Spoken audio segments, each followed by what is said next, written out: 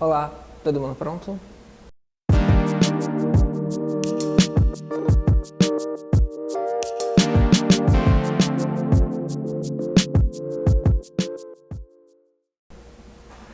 O meu projeto ele usou como base conceitual a filosofia transhumanista. Mas o que é isso? É uma definição de um filósofo transhumanista chamado Max More, que eu concordo muito, é que o transhumanismo ele é uma classe de filosofias de vida que busca a continuação e aceleração da evolução da vida inteligente além da sua forma humana atual e das limitações humanas por meio da ciência e da tecnologia, guiada por princípios e valores promotores da vida. Mas o transhumanismo tem muitas linhas de pensamento diferentes, né? A que eu usei durante toda a trajetória do meu projeto é a do Julian Huxley, que é um cientista considerado o pai do transhumanismo. Essa vertente se chama transhumanismo abolicionista. E ela é uma ideologia ética baseada em uma obrigação percebida de usar a tecnologia para eliminar a dor e o sofrimento involuntário em toda a vida senciente. Durante a pesquisa, eu percebi que apenas as questões físicas são contempladas na maior parte das vezes pelas soluções transhumanistas. Então eu pensei, e a dor psíquica, né? Quem está olhando para ela? E eu vi que realmente ela acaba não sendo explorada, deixada de lado. E foi nesse cenário que eu encontrei uma oportunidade para o projeto. Então, resumidamente, eu recortei para a ansiedade com base em uma pesquisa da OMS que dizia que o Brasil é o país com mais pessoas ansiosas no mundo e com um foco em especial, mas não exclusivo, no público jovem, porque de acordo com a mesma pesquisa são os que mais sofrem de crises de ansiedade. Inicialmente, eu comecei com um questionário online para ver qual seria a aceitabilidade e a idade das pessoas dispostas a aderir a uma tecnologia transhumanista, né? Aí, a partir disso, cheguei a um público entre 18 e 24 anos como base e parâmetro para o desenvolvimento do projeto. Mas lembrando que não é exclusivo, né? Então eu sempre levei em consideração o uso da população geral. Depois dessa parte da pesquisa, né, eu fui me aproximar um pouco mais do usuário, saber mais sobre como é a rotina, um pouco da sensação, enfim, e como que funciona essa questão da dor psíquica para ele. Oi, meu nome é Iris Timal, tenho 19 anos e sou estudante de enfermagem.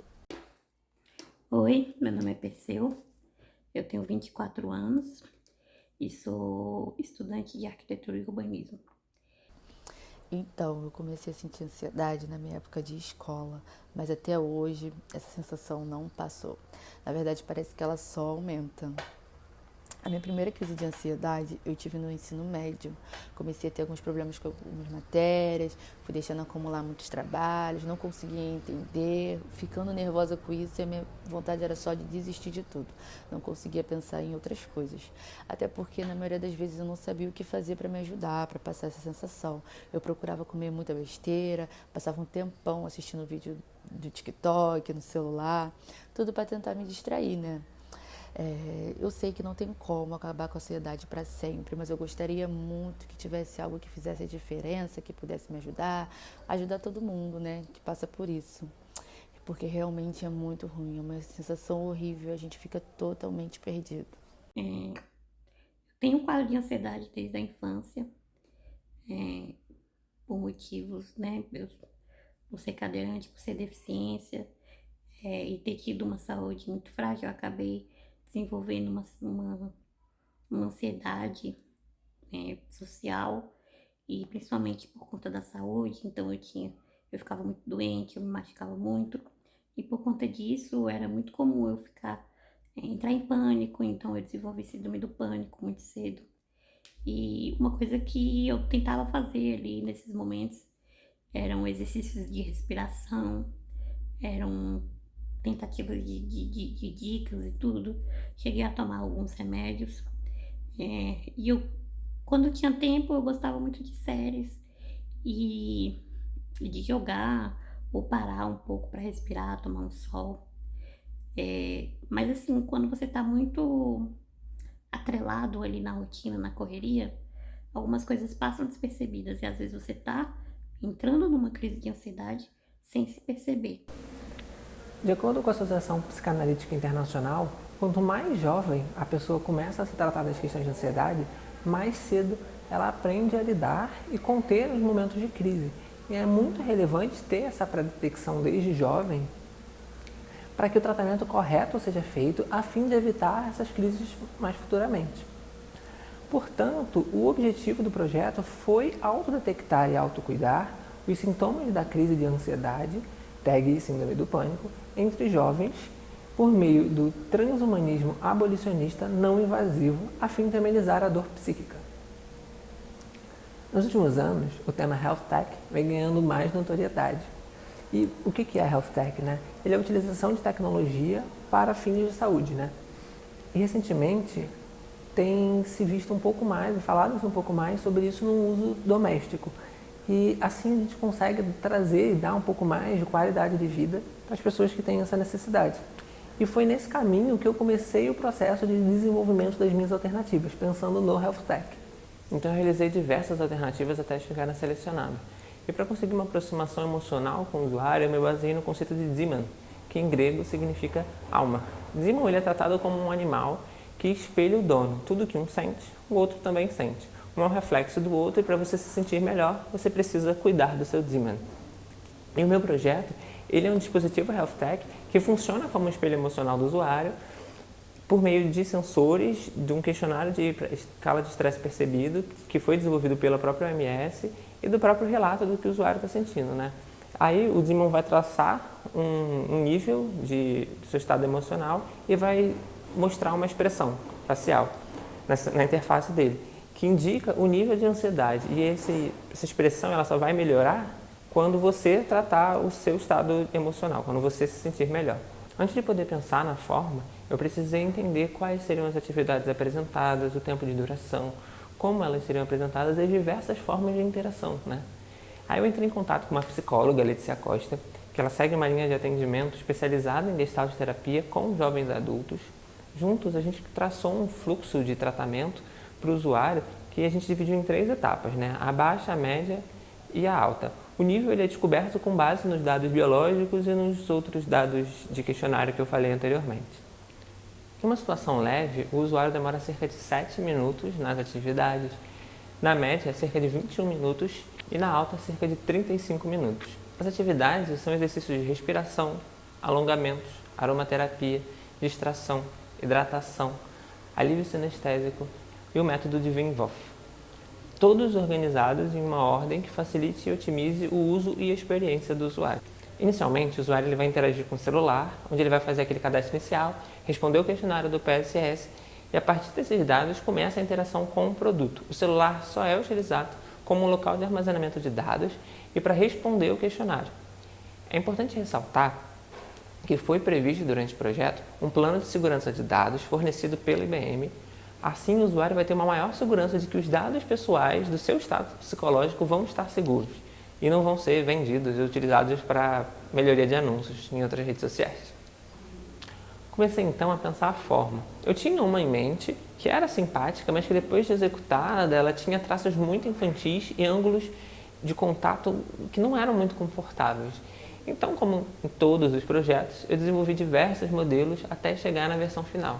Mas até lá testei formas, tamanhos, posicionamentos e o método de interação. Depois de diversos testes, eu juntei as partes que estavam certas, uma com as outras, e eu montei uma forma final com os elementos que tinham sido testados e faziam mais sentido. E aí eu comecei o processo de modelagem e ajustar como as partes seriam.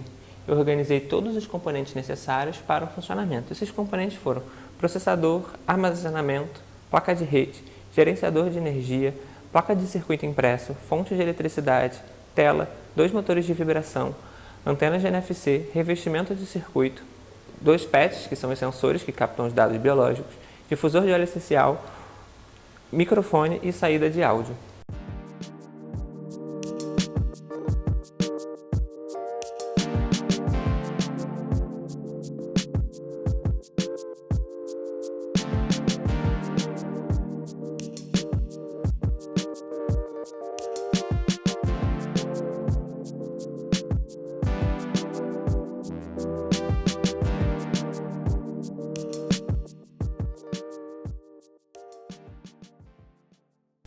Então, para aqueles que sofrem de ansiedade, eu apresento o Anima, o assistente de saúde psíquica personalizado que vai estar junto com você nos momentos em que mais precisa, oferecendo a melhor alternativa para a sua estabilidade emocional, no seu dia a dia e com segurança de dados.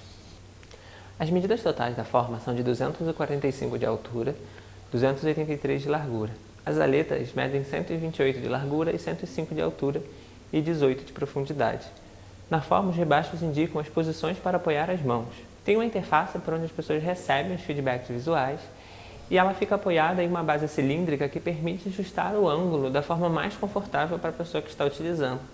As duas aletas elas se encaixam na cava nas laterais e ficam mais estáveis por meio de 4 ímãs de neodímio em cada lado. As aletas do ânima podem ser removidas e levadas junto.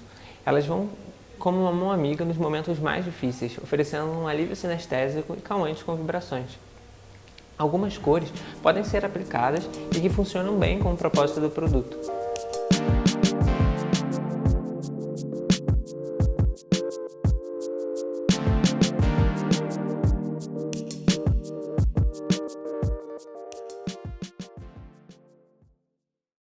Eu entendo que um projeto dessa complexidade não consegue se resolver em um único semestre, principalmente porque ele lida com muitos fatores de tecnologia, interação e psicologia que precisaria de outros profissionais juntos, atuando nele para conseguir fazer um desenvolvimento mais assertivo, né?